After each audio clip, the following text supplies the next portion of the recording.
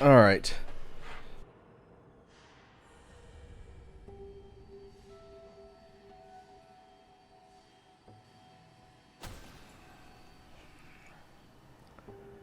Let's proceed and try and finish off the zone.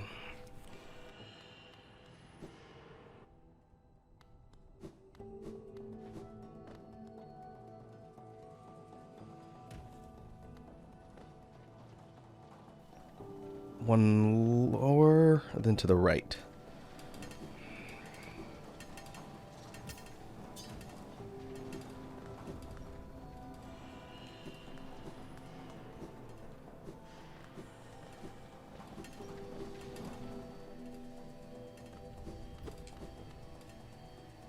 Yeah, here we go. Oh, this is the dark area? Yes. Now much more manageable now that we have the lantern power up.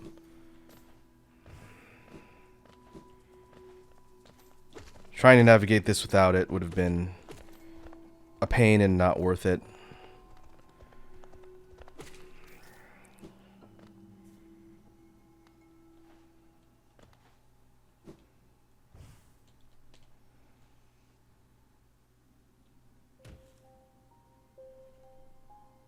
Oh.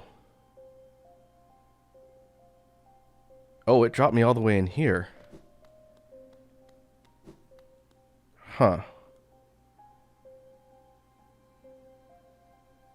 Well, that's definitely not what I was expecting. But we're not done in Crystal Peak. That's a little bit annoying because I don't think I have a rail station that goes there.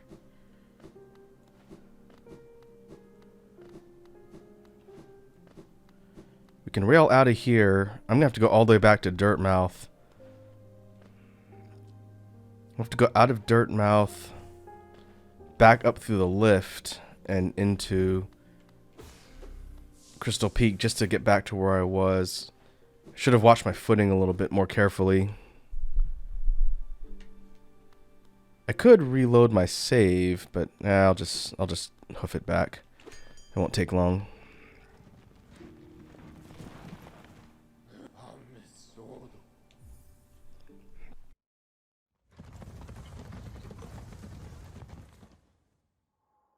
It is interesting that the peak is situated directly above the resting grounds.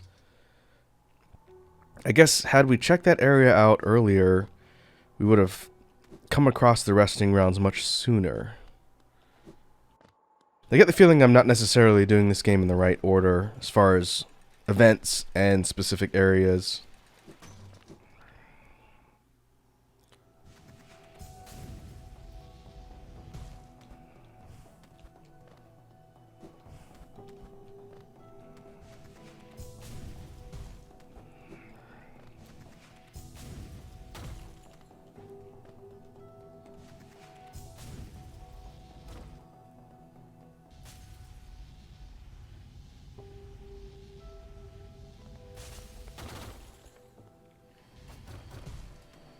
Okay. We need to cross over and down.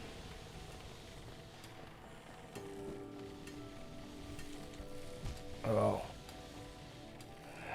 Yeah, I forgot how much this area sucks. Constant hazards.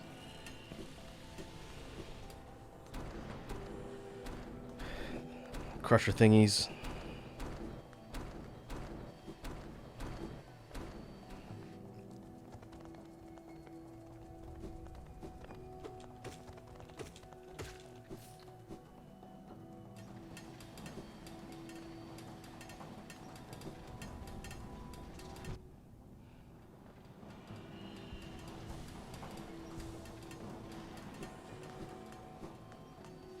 Alright.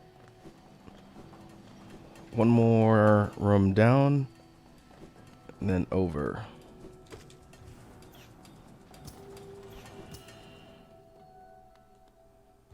Ah.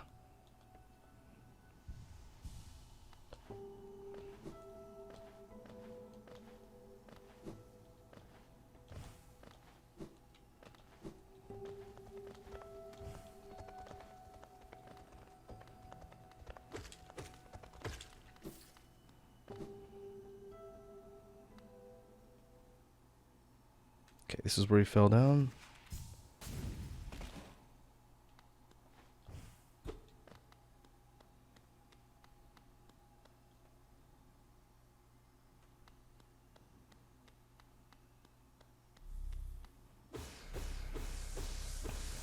We've got a boss.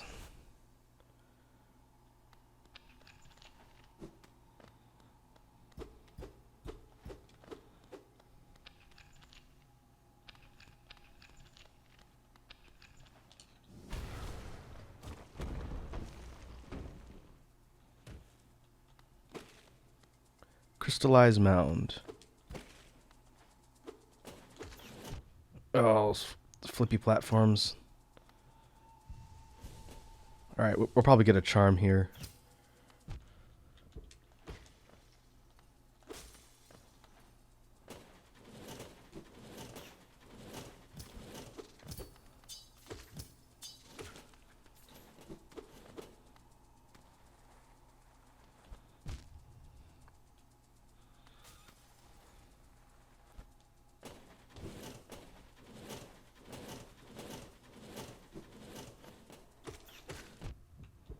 Lots of platforming.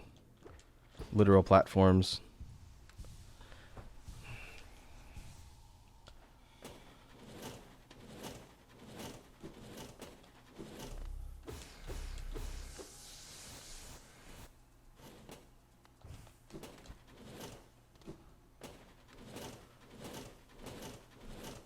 Ugh, tricky jumps.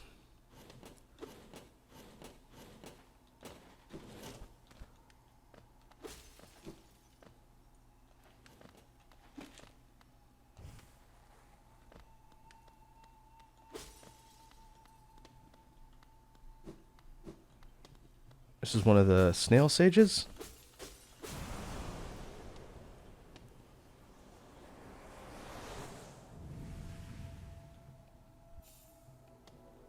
Consume the descending dark.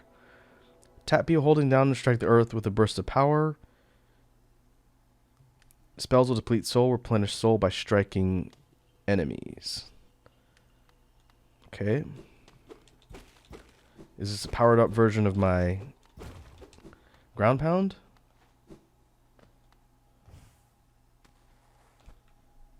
I don't think I had seen everything that's in this area yet.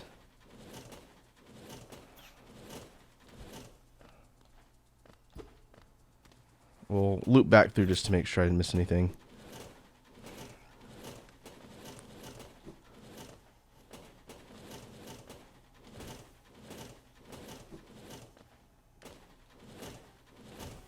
Ah. Grub. Okay. Good thing I checked. Anything over here? Nope.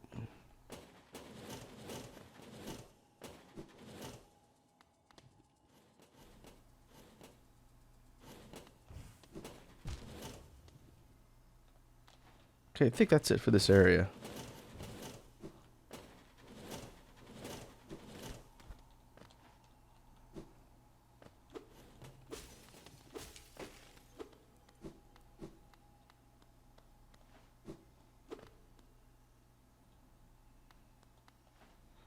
Alright, that's going to be a key ability, I think. Though I don't think we've seen a place where we use it yet. I wonder if it breaks those barriers.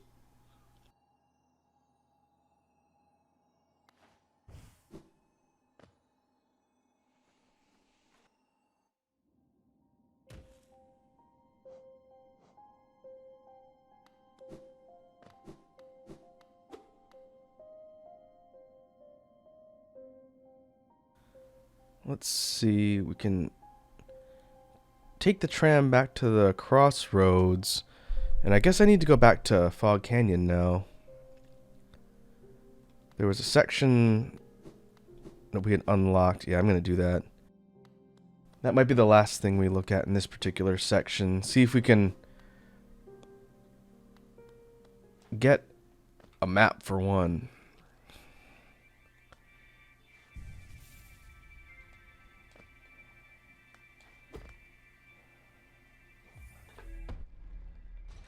And then we can test our new ability and see if it does anything to those black barriers.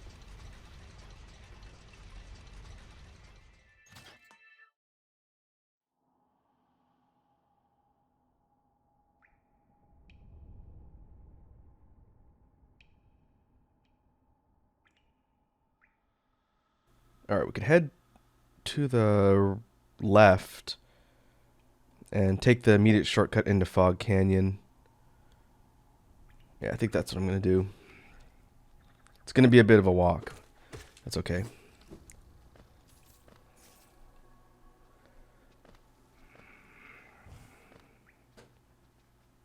Yeah. Pretty much just head to the left. Now with the infection everywhere, all the enemies are a lot more dangerous.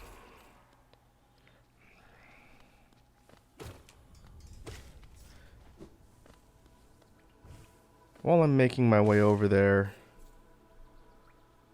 like I was talking about before while we were sort of backtracking, with E3 having happened relatively recently and not a whole lot of note being announced besides Elden Ring, one thing that did stick out in my memory was the press event that Nintendo held. To a lot of people, the Nintendo event was the highlight of the entire E3 event in total. And Nintendo's events and their directs tend to vary. They usually hold off on big releases until their dedicated events. But they announced some cool stuff at E3 this year, which is why a lot of people believe that they sort of won the event, as it were. Oh, here.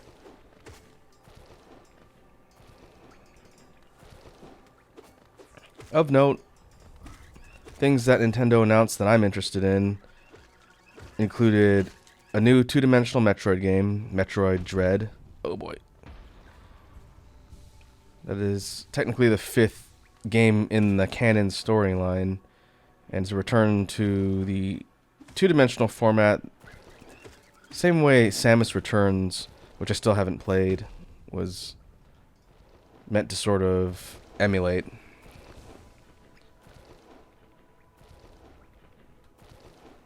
And that looks good. I'll definitely be picking that up on the Switch when it comes out. I enjoy the Metroid games quite a bit. There was no word on Metroid Prime 4, so nobody really knows where that particular game is in development other than it's being worked on. Supposedly Nintendo had scrapped development and then the dev team on that one was starting over. But that one and Bayonetta 3 have had no news, leading everyone to just scratch their heads and wonder where the development is at with those. Another game that was revealed, at least more of was revealed at E3 for Nintendo's event, was Shin Megami Tensei 5. And that had been announced a long time ago, closer to the Switch's launch. They had teased something for a new Shin Megami Tensei game, but there had been, just like a lot of the other stuff like Elden Ring, there'd been no word, no updates, no announcements as far as potential release dates. And then at the event this year, we got not only gameplay reveal, but we got a release date. And I think it was, oh yeah, this place, we need to be careful. The release date was November. That's pretty exciting. The Shin Megami Tensei series of RPGs is one of my favorites, and I'll be definitely looking forward to playing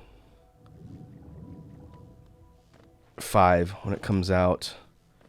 Unless I have a way to capture Switch footage, I probably won't be playing it on the channel, but if it ever gets a PC release, I may think about it. Shin Megami Tensei games are fun, but they tend to be long.